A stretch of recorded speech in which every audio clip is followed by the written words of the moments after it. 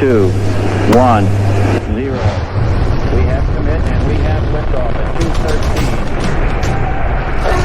7.6 million pounds of thrust, and it has cleared the tower. Prepare yourself for a world of consciousness.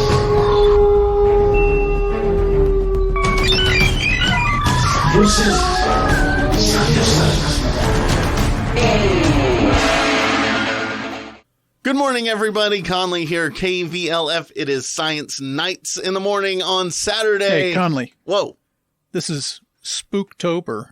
Oh, it's Spooktober. You need to do a spookier intro. Oh, okay. All right. Let's do this. How's that? That's a little better. Okay. Can you do it in a Count Dracula voice, though? Yeah. Welcome one, welcome all to the Spooktober episode of Science Nights in the morning. Ha, ha, ha, ha. That's a really bad. That sounds like the Count from Sesame Street. Okay, but I guess that's spooky enough because we probably got some kids listening. We don't want to. Yeah, and there's nothing wrong with a Jewish Count Dracula. It's cool. Yeah, it's cool. It's all kosher. It's all kosher, baby. All right, no, but we have a really spooky episode for you today. We're going to be talking about monsters, and monsters, ladies and gentlemen, they're real, and they have been here.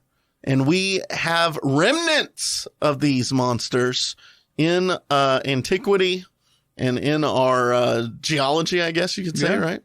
In our fossil record. In our fossil record. Yeah. So you're going to tell us about some of these spooky monsters, and I'd like you to kind of name them. I want our listeners to kind of be able to go online and look at these, and I'll try to do my best to describe what these things look like. Yeah, you might be aware of a few of these, Conley, because you took historical geology with me. But I did. Yeah, those of you who are listening, I'll do my best to kind of describe what these things looked like, and what the fossil record we have of these different animals. So I've compiled a list of all of the extinct animals that I think are kind of creepy, kind of scary. Whoa. Oh no. What? Who is that? That's Tyrannosaurus Rex. He's not on my list. Oh my gosh. We're not alone in here. Hey guys. Hey, what's going on? With Terry? Sean is a zombie. What's going on, guys? I don't think... You said something about creepy. I'm kind of creepy. What's going on? I don't think we're talking about that kind of creepy, but... Hey. Sean Dram, everybody. Zombie Sean Dram. Back from the guys, what's going on? I think it's Creeper Sean Graham. You guys want some candy? Oh, God. I got some candy. Oh, man. Just, I thought I saw a van drive up, but anyway, what's up, Sean? How are you doing, man? What's up, dudes? What's going on? Not much. We're just talking about Are you enjoying your spooktacular October? Oh, yeah. It's very spooky. Cool. Spooky here in Alpine. It definitely is. And we're talking more about things that terrify us in regards to real things that have been here. Monsters. Yeah. Real monsters that have existed. Yeah. But lucky for us, they don't live anymore. My list is... Or do they? No, they don't exist anymore. Oh, man. Seance? No, we're not gonna let the cryptozoologist co-opt this one. Oh man. So I have my list, and I've got a lot of stuff on here. Some of these animals, I'm not an expert on, but a few of them I know a little bit about. They're not all dinosaurs. That might surprise you. I've kind of gone through geologic time, and I have them all in order, going all the way back to the Cambrian 541 million years ago, all the way up to just a few million years ago, 3.5 million years ago. I like that because it kind of begs the question, is nothing before the Cambrian really could qualify as being scary, even though not really, it would have been a predator of some kind maybe, but it would be so small, it would be so pathetic. Yeah. Not really scary. Or it's really after that things start really getting big and scary. Yeah, and the reason, and we'll talk about why that is because there are more things for other things to prey on. And predators tend to be kind of scary. Even modern predators have big teeth. Why is that? Why don't they look a little cute and then rah? I guess there are some examples of that, but for the most part, they have to be kind of finely tuned killing machines. Oh, okay. So big, fluffy, cute things don't tend to be finely tuned. Well, do killing they machines. see themselves as cute? Like, do these like terrifying monsters see another terrifying monster and like, hey? Probably so. You think so? Yeah. Oh yeah. Yeah. Is it just Have you because- ever seen a female Eurypterid? No, I haven't. But I'm gonna Google it with safe search filter Yeah. off right now.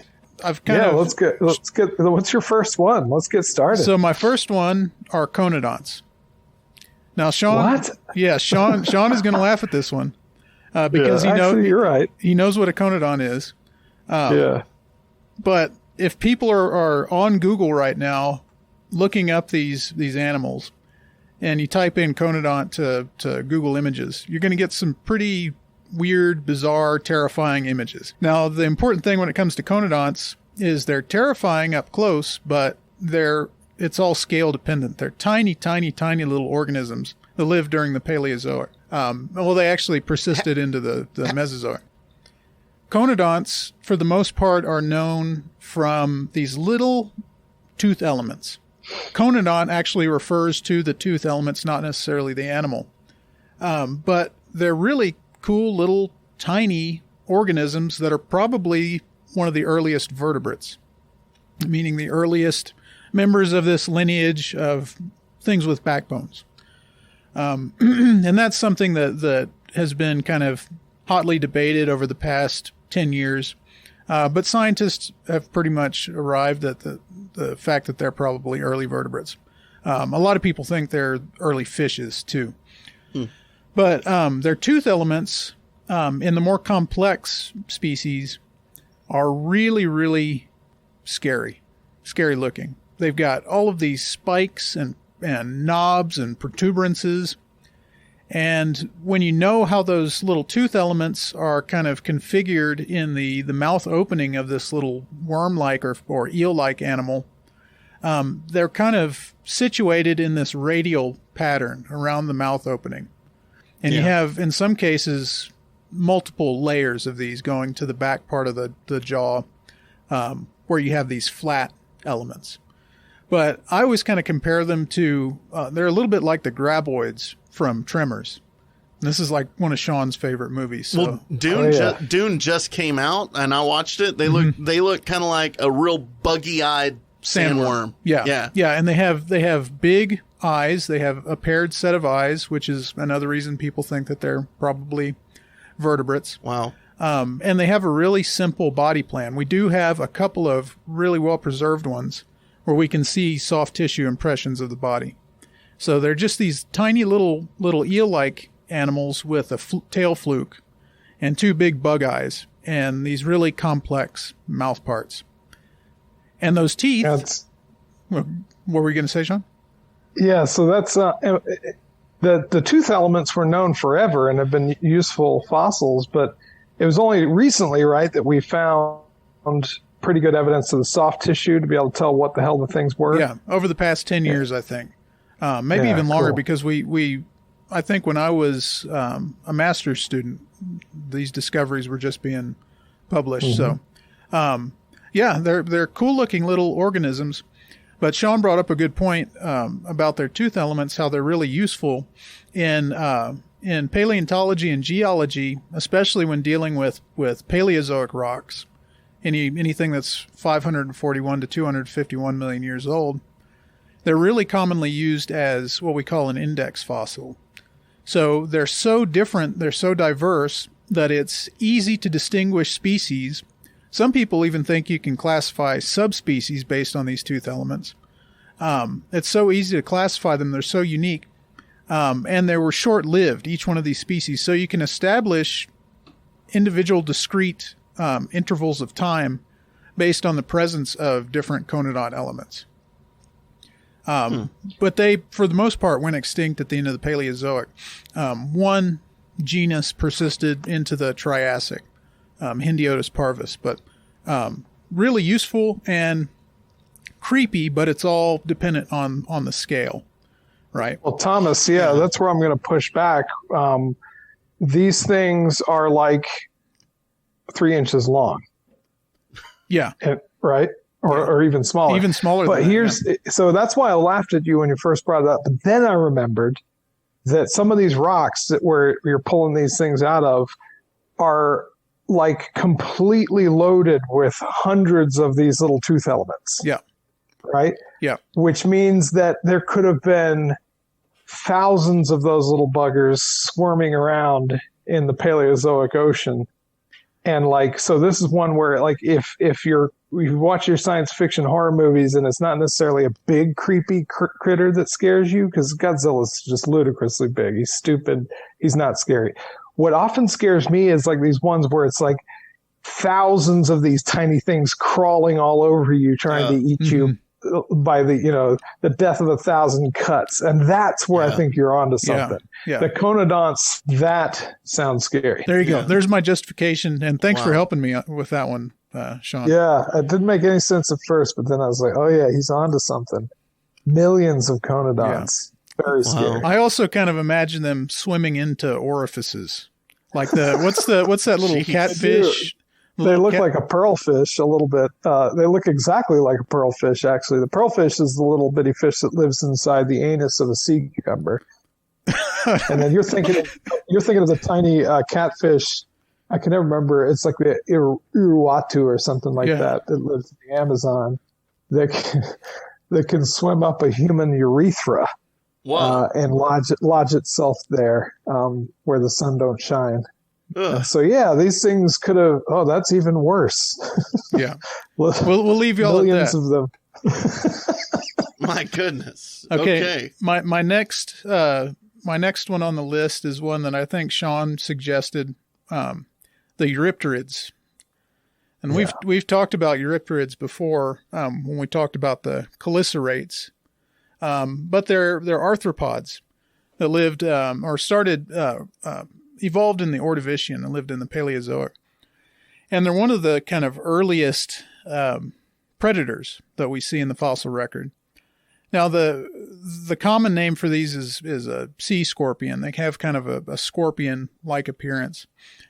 But they're kind of creepy for an opposite reason to the conodonts, in that they got really big, at least compared to a lot of the other stuff that was living during the Ordovician.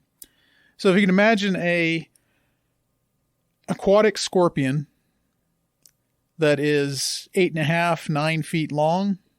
Whoa, they're that big? Yeah. The largest species is about 8.5 feet long. The size of a coffee table, right? Yeah. The size of a... Jeez. So those things, they had to have been the largest arthropod ever. I can't think of anything bigger. Yeah.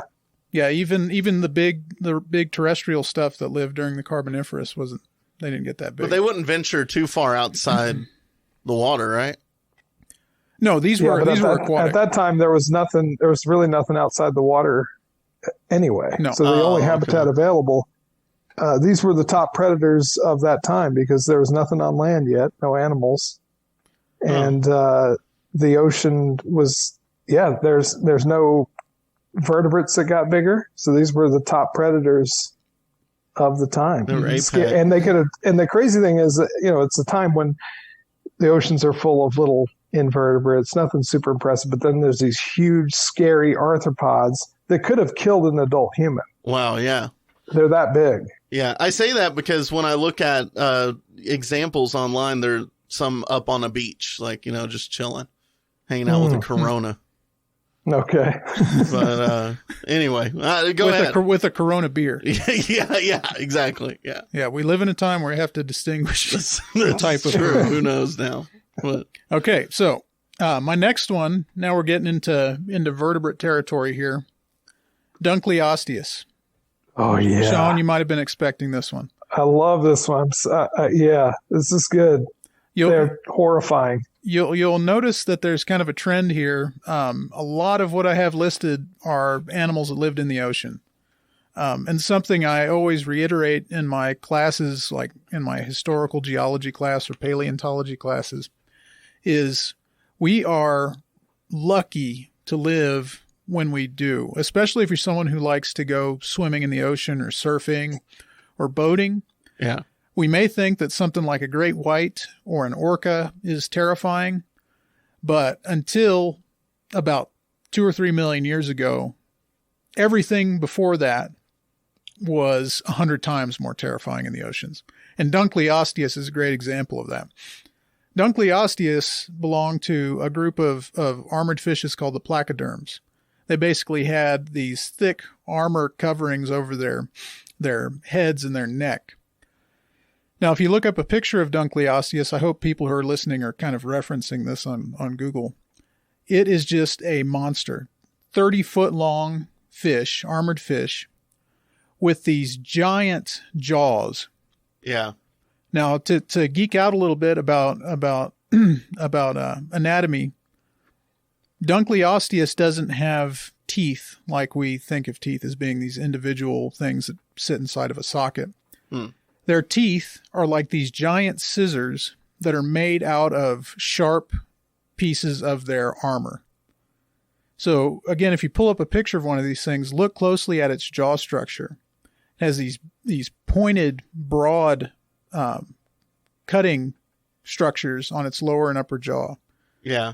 It looks literally like it's made out of plate mail, if you can imagine. That's like right. Medieval plate mail. Mm-hmm. And it has two giant, like buck teeth spikes. Yeah, exactly. Right? Just coming out from the top, and then a layer of about 4 to 6 or maybe 4 to 8 even, smaller spikes coming out the bottom. And if you could just imagine like plate mail with a bear trap at the end, that's kind of what this thing looks like. See, you do a better job at describing things than I do. Oh, there we go. And it's almost the length of a school bus. Yeah, that's insane. Yeah, that's insane. To add onto that, so if you were swimming around during the Cambrian, you'd have to look out for these things. And their jaws. How abundant were they back then? They were like the apex. They were the apex too. Predator. Yeah. Wow. A lot of these things. These guys, right? They're in the ocean after Eurypterids, because if you're wondering what happened to the Eurypterids, why do we don't have them anymore? Part of the explanation is that nasty things like Dunkleosteus and then sharks evolved soon after Dunkleosteus, and more or less made giant arthropods as big predators impossible. Yeah, because you can't. Yeah, the Devonian was top Dunkleosteus. No. So, like, where the Eurypterids were kind of like Gizmo, like Stripe, would definitely be Dunkleosteus, right? Yeah, I'm sure everyone's going to get the cute predator. The grim. You wonder about cute predators and it's gremlins. There we go. Yeah, but when they become predators, they get less cute. That's true. That's true, man. Terrifying. Underwater. And how far ago was this? How long? This is during the Devonian. Devonian. Yeah. Okay, so a few million, 2 million? No, we're talking, geez, 400 million, something like that. Yeah, it's kind of the early middle part of the Paleozoic. Wow. Yeah. This is when things really started to kick off in fish evolution. Yeah. Wow. Well, that is terrifying. Before you get to your next one, we got to take a quick commercial break, but we got to let our listeners and me kind of reset, because, a giant bear trap plate mailed, armor tank that could just chomp your whole family tree in one chomp, like the size of a school bus. Is just terrifying. Probably eat a human in one bite. Easily. If it's the size of a school bus, it's crazy. Yeah. Don't want to feed that one a carrot or anything, right? Not after midnight. No, okay. Or no water, right? Yeah, okay, not after midnight. Okay, we're going to take a quick commercial break. We'll be right back with more Science Nights in the Morning. Hey, everyone. It's the Science Nights, and things are getting spooky in the studio. We're talking about scary stuff that lived millions of years ago that's not around anymore unless you watch the History Channel, and then crazy people will tell you that some of these things are still alive. Don't listen to them. Listen to us. We're the Science Knights. You can trust us. Indeed. Yeah. So where were we? We just finished up with a couple of spooky things, finishing up with Dunkleosteus, the giant school bus-sized terror of the Devonian oceans. So let's move up onto land for a little bit. Moving into the Carboniferous, towards the end of the Paleozoic, things started to populate the land, the continents. And kind of the first animals to populate the continents were the arthropods. So during the Carboniferous, there was a lot of oxygen, in the atmosphere because there were a lot of plants moving onto land. And as a result, those little arthropods that had made their way onto land weren't so little anymore. So if you look at the animals that inhabited land during the Carboniferous, there's all sorts of terrifying things. Giant spiders, giant dragonflies. But the one I'm going to mention specifically is a giant millipede called Arthropleura, which was an 8-foot-long millipede, if you can imagine that. Now, Conley's been doing a good job of describing some of these things, but I don't know if there's much description that needs to be made when I say 8-foot-long millipede. Yeah, there's not much. It definitely, all millipedes are armored, right? So this one has a little plate of armor on top of it. It's got bright, big, giant, like tons and tons of legs on each side. But this one image of it, and does it show a lot of characteristics to a regular millipede? Yeah, it's just like sized up. So it can like get up and show its underneath and all of its downstairs mix up. But they're herbivores. But so they don't really. They don't. Yeah. So are they poisonous at all?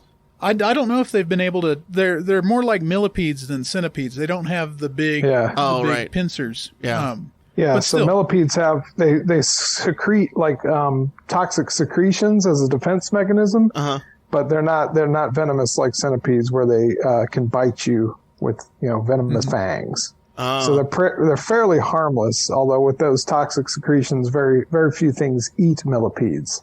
Right. I don't know if I remember a millipede got on my friend and she had like an allergic reaction to it. Like just a rash, But 8 foot long, that would cause a little bit more. Yeah, rash, I'd be scared. Yeah.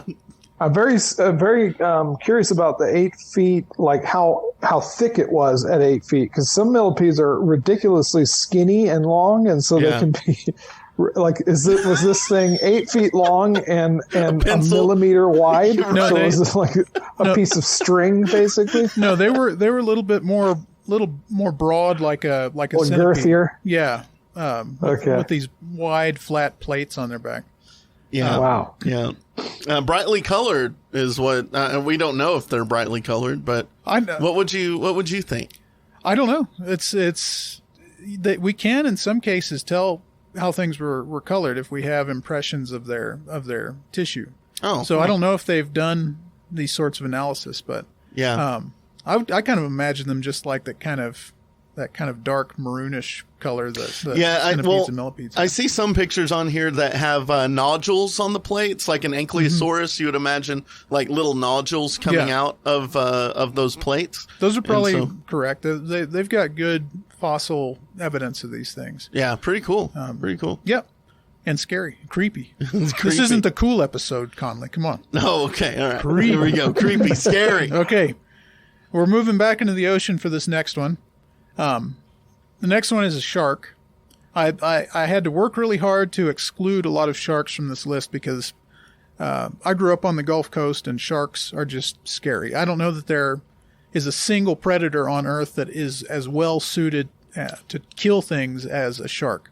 Sean, you might have different opinion there, but the one that I'm going to talk about is one of the more bizarre animals that we have from the fossil record, animal called Helicoprion. Now, Helicoprion has a funny name, but it relates to the structure and the array of teeth in its lower jaw. Whoa. Conley just looked it up and made a funny face. My goodness, yeah. It's one of the weirdest things that's been discovered in the fossil record. And to give you a quick description, its lower jaw is basically a helix lined with shark's teeth. Okay. Yeah, they definitely took inspiration with like your regular circular saw, that you would cut a board. It had a circular saw on its lower jaw. It really does. And the top, in some of these instances, the top is very spiky, very pointy, like the top part of like where his nose would be. But then immediately underneath, you have this vertical line of shark teeth. Yep. That looks like it's literally on a circular saw screw, just buzzing through things. Now, why on earth would it evolve to have that? It's still a big question, and if you can imagine when Helicoprion was first discovered, all they had was that helix of teeth, that Wow. swirl of teeth. Yeah. So scientists didn't know what the hell they were looking at. It wasn't until later that they figured out just how it was arranged in the lower jaw. And it sits like a chop saw or a circular saw. It's this vertical arrangement of teeth. Wow. Now, this is something whenever you get into these weird sort of body plans, the people who study biomechanics really delve into it. And from what I understand, the more recent theory is that it was actually a pretty effective way of grasping and slicing their prey. Wow. So, in half. Yeah, they'd basically grab onto it in their jaw, and as they closed their jaw, it would kind of retract and rotate inward. And it would use those big, broad, sharp teeth to slice into it, basically. My goodness. How? It's a can opener. Yeah. Yeah. There you go. Yeah, it does look like a can Well, opener. that's another part of the theory is that potentially it could have used it to like pry open hard-shelled organisms like Ammonites. Oysters. ammonites and shelled things. So, Well, how on earth would a mommy helicopterian and a daddy helicopterian kiss each other well, with this like buzzsaw of clash of? this is a spooky episode. Oh, Conley. okay, all right. Well, Come on. sorry, all right. I'm afraid the spooky thing, Conley, is to tell you these things just don't kiss each other. Oh man, Sorry. No, dang it. Yeah, no. it's All way kinkier than that, but we don't have time to get into it. Okay, all right. Yeah, that's for another episode. Fair enough. Okay, Sean's going to appreciate my next choice here. Diplocaulus, another Permian guy. Diplocaulus is an amphibian. It's the boomerang shape. Okay. Yeah. So Diplocaulus is Oh, it's not necessarily scary. It did have tiny little sharp amphibian teeth, but it falls in more of the bizarre category. It has a boomerang shaped head with these two horns that are extending out of the back of the skull. And really one of the more bizarre things that we have from the fossil record. The cool thing about Diplocaulus goes, it's all about biomechanics again, is why did it have such a bizarre head shape? And scientists think that it has something to do with hydrodynamics, that when it would start to propel itself forward, that boomerang shape would basically cause lift and allow it to rise up through the water. yeah. So That's neat. It's Yeah. Yeah, you can almost test that with like a little Diplocaulus wind-up toy. I'm sure they have. I'm sure there you can are see if it- highly yeah. paid biologists who have Hopefully. put little Diplocaulus toys into water tanks. Yeah, from the images here, it definitely looks like, I mean, it's mostly salamander, but the head looks like a manta ray almost. Yeah, and Like it's kind of a similar thing that rays and skates do, is they use really? their flat shape to To kind of for maneuver. mobility, yeah. But this one has the salamander body. And then I noticed that this, again, the pigment, there's like one that looks like a tiger. yeah. Tiger A lot of that's stripes just and- creativity. By Is it just the creativity? paleo artist? Yeah. Am I on Deviant Art right now? Probably Like, so. Okay. All right. Hey, a real quick plug. If you guys want to see the actual fossils of these things, the Whiteside Museum up in Seymour, Texas.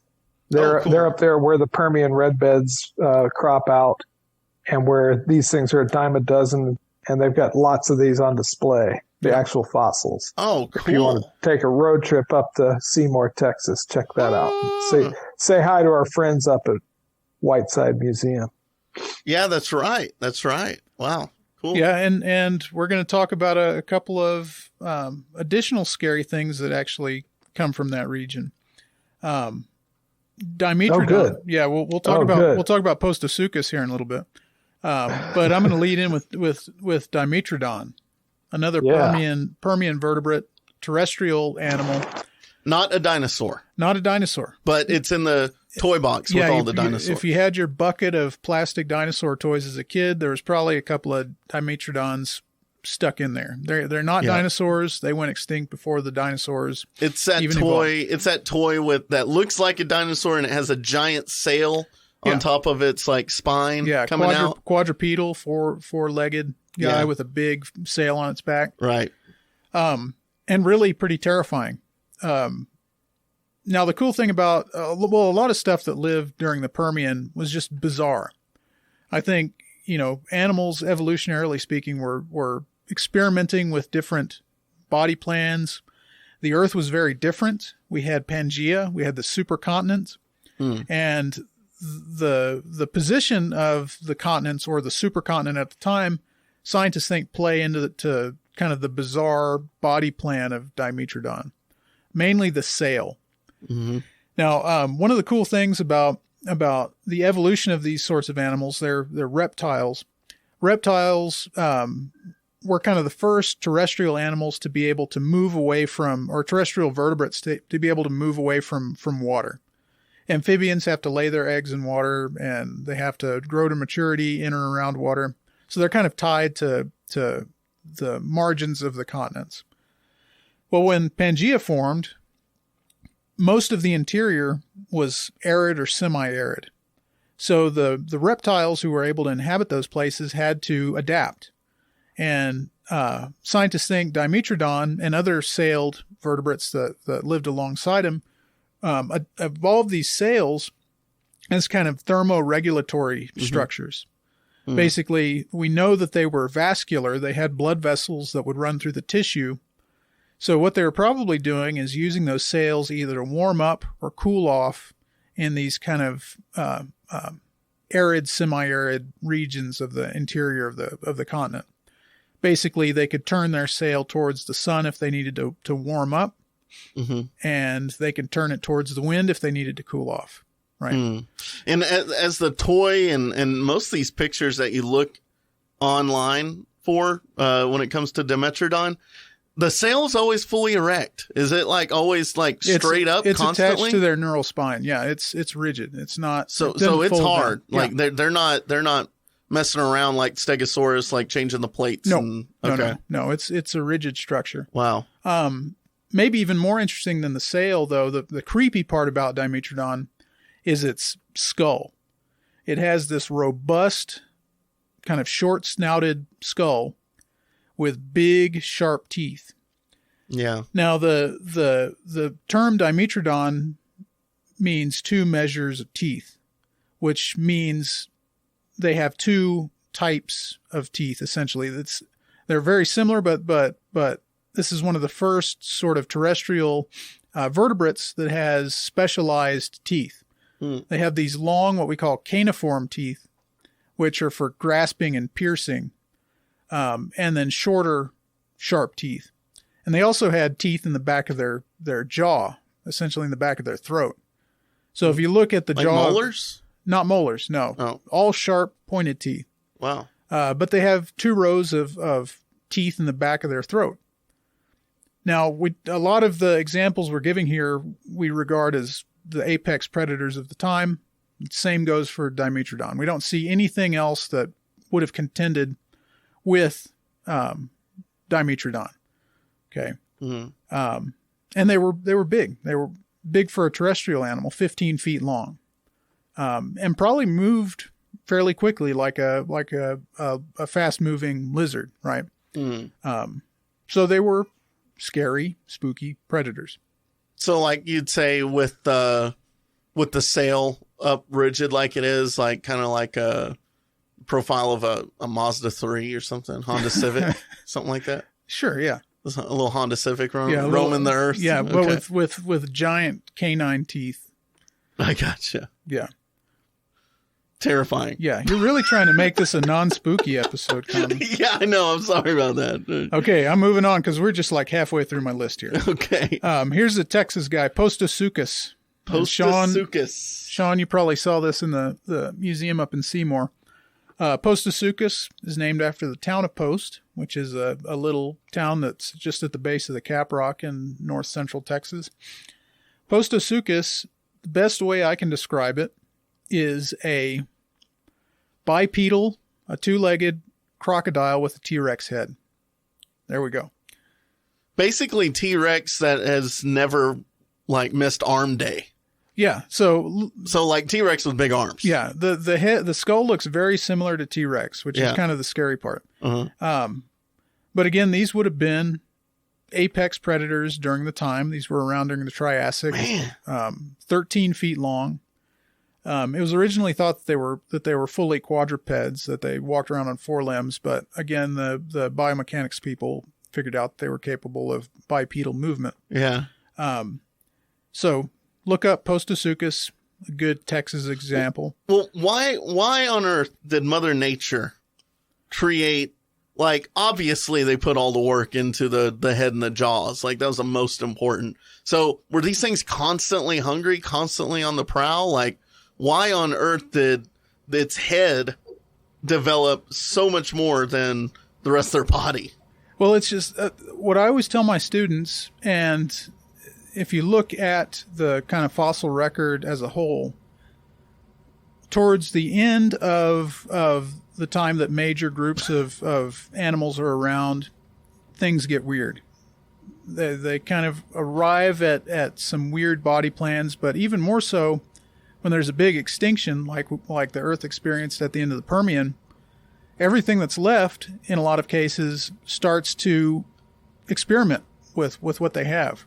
And in the case of something like Postosuchus, Yeah. it left open a big predatory niche on land. And they had to occupy that as quickly as possible and as effectively as possible. And they weren't the only predators that were around. Right. If you look at the terrestrial vertebrates, there were all sorts of weird things. Wow. I just determined, using my scientific opinion, that Postosuchus was the spookiest. There you go. I think you can spell spooky with Postosuchus. Almost. You could almost. Hocus pocus, maybe. Yeah, hocus pocus. That's okay. cool. Postosuchus is neat, but Conley brings up a good point. This thing is kind of clunky and big, thick. And around the same time, was there not like little bitty bipedal dinosaurs like Coelophysis that were way more kind of elegant and long and sinewy than this thing? A little bit later, we get like Eoraptor and Herrerasaurus, which are so this is way older than Coelophysis. Yeah. So this is like Mother Nature's experiment, like just trying out prototype here. Let's see how it goes. Yeah, it's and if the dinosaurs hadn't have come around, it could have potentially evolved into something that was a really effective group of animals. But we had the Triassic extinction, which got rid of a lot of those. Yeah. Shout out to Littlefoot. Yeah, that was much later. Very sad. Okay, go ahead. Okay, let's dive back into the ocean here. Here's something that we've talked about before. I had to put it on the list because it just deserves its spot on the list. And Mosasaurus, the mosasaurs. Mosasaurus is the largest of this group of marine reptiles that are really closely related to lizards, to monitor lizards. Mosasaurus, that genus, the largest species of the group, I can't remember the name of the species, scientists estimate got up to 60 feet long. 60 feet long. Yep. And this thing has the giant head of an alligator, flippers, like it's got the giant head of a monitor lizard. A monitor lizard. Which is even scarier than an alligator. That's way scarier. Yeah, monitor lizard. Oh my god! So basically, these things are giant sea monsters, sea Komodo dragons. Think of that. That's what these things are. With cute little flippers. That's the only thing. That's the only thing. But they have this giant alligator-like tail. Yeah. Right, with spikes on the end. They propel themselves with their tail and with their flippers. So they had to breathe air, right? Yep. So they were mainly up in the top parts of... Probably so. And that's not the case for all marine reptiles. We do have like the ichthyosaurs that we think dove down to great depths. Yeah.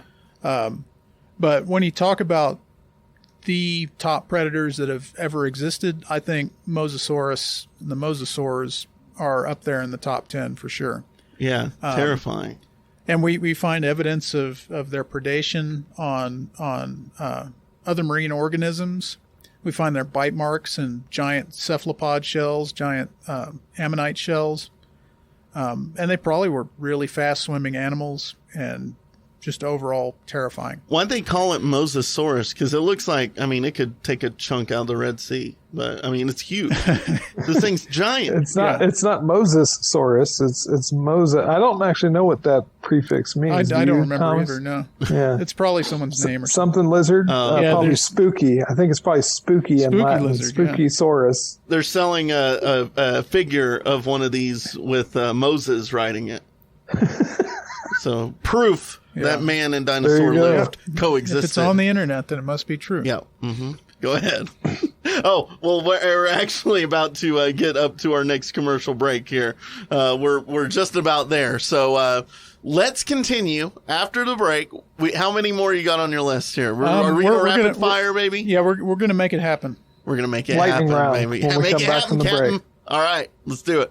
All right, we're back, and we're going through the top spooky things that lived in geologic time.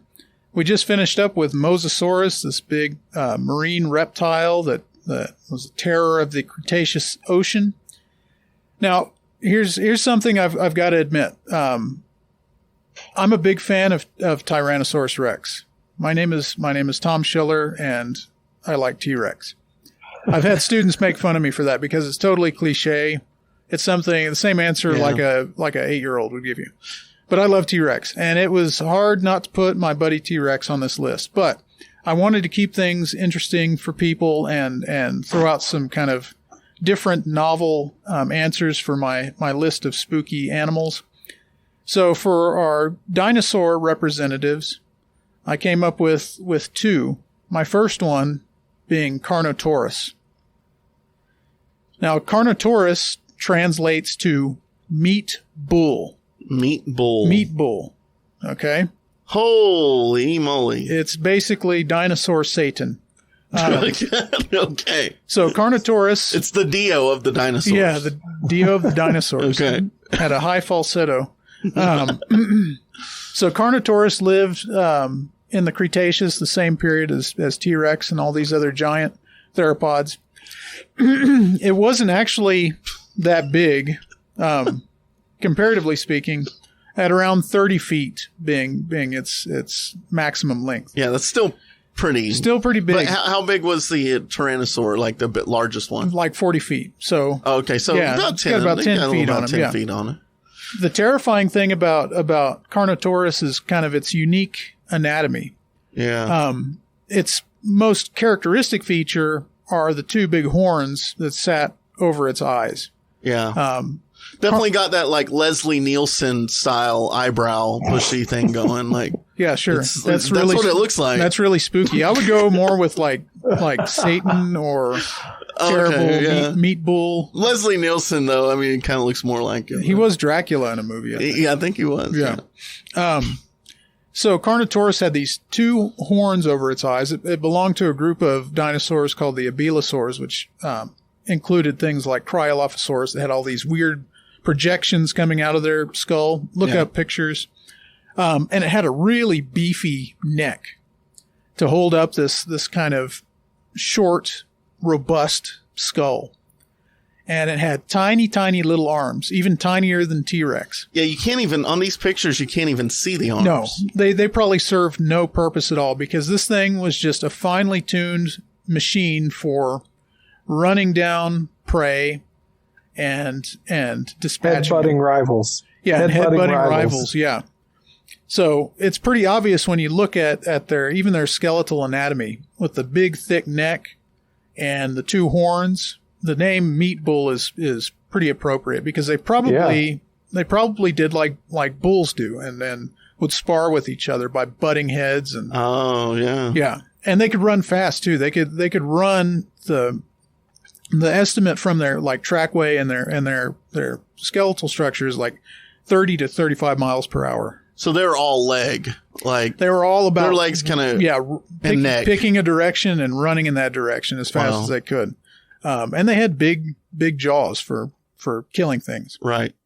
So I think Carnotaurus, pretty damn creepy. Yeah. I mean, it's a good one. Just the fact that it has like a place for arms, but there's no arms there and giant neck and a giant jaw and huge legs. And that's just terrifying. Didn't Michael Crichton make Carnotaurus the villain of the Lost World? Yeah. Jurassic Park? Yep. At the Lost World. Yep. Yeah. That's funny they didn't take it because he made it pretty. This was a very creepy dinosaur in that book, and they've never really they never made it into the movies. Surprisingly, it's a good one. I think it like hunts the protagonist in Lost World. Oh yeah, it's got like it's got like chameleon capabilities. Oh so yeah, it's that's like, right. Yeah. It's like this ghostly thing that just emerges out of nowhere. It's like a 30-foot beast that you can't see. It's pretty great. Yeah. Golly, don't ever watch that movie, The Lost World. Just read the book. The movie ruins the book. That's the only movie. It's got good parts. Yeah. There's nothing better than a Tyrannosaur running amok in San Diego. That was I don't know that's if good stuff. I don't know if I would consider that one of the good parts. Well, it's the best part, man. That's cinema right there. Yeah. It's great. Gulping water out of the swimming pool. Right, chlorine. All right. By far my favorite part. It's unbelievable. It's off the chain. Yeah. It's very Godzilla. Yeah, exactly. Oh man. So what's next on your list? Okay. This is great. This is my next dinosaur. I only have 2 dinosaurs on here. Therizinosaurus. Whoa, you got me on that one. Therizinosaurus. You stumped me. I have no idea what this is going to be. I'm gonna call it a Freddy Krueger dinosaur. Oh. I'm going to say that, and then I'm going to tell you. I think you've talked about these things before. These big armed things. Oh my god! Yeah, 3 foot claws on their hands. What the? It's like part bird, part like dinosaur, almost like big Littlefoot from Land Before You're having Time. trouble describing it. I understand. And giant Freddy Krueger hands. So Freddy Krueger is the best way to go. Yeah. So here's the cool thing about Therizinosaurus. The first thing that scientists found related to this animal were its claws. Yeah. Which are 3 foot long, pointed Freddy Krueger claws. Now, as you can imagine, this confused the hell out of the paleontologists who discovered them. They had no clue what they belonged to, what they were used for.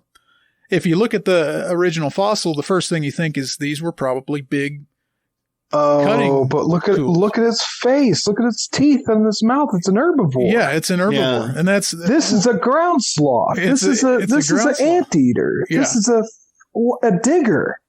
So yeah, they think initially when they first found those claws, they thought this thing was slashing at other dinosaurs with these. It's like entering their nightmare. Yeah, but then they found the rest of the skeleton, and in actuality, it's like Sean described. It's a big, dumpy ground sloth that just happened to have these 3 foot long claws, probably for grasping vegetation and eating it. Wow. Ripping open termite mounds or something. Yeah. And they were really big. They were like 33 feet long. Yeah. Really? Yeah, it's a ground sloth. That's crazy. Yeah. You learned something. Thank you, Thomas. You just taught me. I never heard of these things. They're awesome. really, they're neat, and they're pretty dumb looking when they recreate the entire skeleton. But yeah, a lot of the pictures that I'm pulling up, they have feathers. They have they look like birds, and they literally kind of look like a river duck, like a regular river duck, but instead they look like a Dr. Seuss creation. Yeah. They do look like that. Real long necks, though. So are there any mammals on your list? Did we get to the Cenozoic at all? We're in the Cenozoic. I just have one. I have one mammal because people, I think, are more familiar with kind of the scary mammals of the Cenozoic. So I didn't bother with Smilodon or anything like that. Right. I guess the one I chose is probably one that people may be familiar with, but that's the giant short-faced bear of the Pleistocene. If that name doesn't creep you out, imagine a bear that is 12 feet tall. Now, the story behind how we know how tall the thing is probably not what you're thinking. It's not necessarily from their skeleton, but the story that I read is they think that the largest ones were around 12 feet tall because they find their claw marks on the tops of caves, 12 feet up to the ceilings of caves. You think they could have stacked each other on top? Like piggyback rides? Yeah. No? Yeah, then they'd be less terrifying and a little bit more Yeah. funny and cute, right? Yeah. Goofy. Yeah. But their arms are really long compared to bears that you see nowadays. Yeah, it looks yeah, like. they're slightly different in their proportions. They have these kind of long limbs and a short face, unlike the modern bears. Mm-hmm. But if you were someone living during the time, there's probably I don't know, the clan of the cave bear. Is that what is she named after a short-faced bear? I don't remember. I think there are actual cave bears represented in that. It's been a long time since I read it though, so I don't remember. Now, humans and these things did coexist. Yes. Cool. Yeah. So we had to look out for these things. And a lot of other scary things. Oh, that's terrifying. Yeah, I didn't want to list everything because I know people are more familiar with saber-toothed cats and things. Give me a koala. I did discover, if we have enough time here, something cool. One of my good friends is publishing a fossil inventory of Big Bend National Park, and I was asked to review his manuscript, and so I had to go through these hundreds of different things that have been discovered from Big Bend, and I learned a lot about stuff that was discovered in Cenozoic rocks. And one of those things, I'm a big geek when it comes to mustelids. That makes me even more of a geek. I think they're the coolest group of mammals because they're so weasels and things. Weasels and badgers, Wolverines, and Wolverines. Yeah. Foxes in there? No. Oh man. No. But they're just kind of cool. They're kind of cool. They're great. Yeah. Mean, robust animals. Well, apparently, one thing that was discovered in Big Bend, and this could go on the list of terrifying stuff, was a wolverine that lived in the Miocene in Big Bend, called Megalictus. Megalictus. And some people who study these things think that Megalictus was like the size of a black bear. Wow. So if you can imagine something that has the disposition of a badger or a wolverine that's the size of a North American black bear, it's pretty terrifying. Yeah.